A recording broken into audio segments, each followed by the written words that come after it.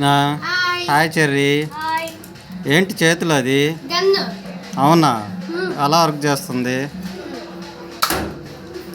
అదేంది అది? బుల్లెట్ దానికి అతుక్కోబోయినట్టుంది. ఎందుకని? అట్మాస్ఫియర్ ప్రెజరా? బుల్లెట్లో అట్మాస్ఫియర్ ప్రెజర్ ఏముంది చూపిస్తావా? ఏది ఎక్స్ప్లెయిన్ చేయి. ఇప్పుడు ఈ బుల్లెట్ పైన ఉండేదాన్ని సెట్సింగ్ కప్ అంటాం. ఓకే. ఇప్పుడు ఈ సెట్సింగ్ కప్ లో ఎయిర్ ఉంటుంది.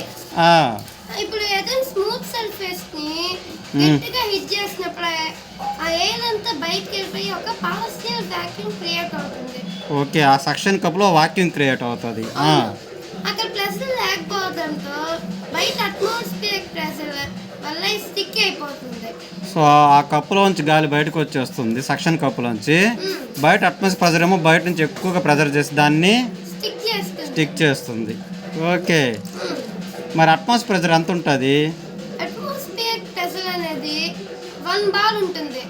లేకపోతే 14.7 psi. సీ లెవెల్ దగ్గర 760 millimetres of mercury. Okay, so suction cups ఇట్లా అట్మాస్ఫియర్ ప్రెజర్ వల్ల వర్క్ చేస్తాయి. అవును. Very good.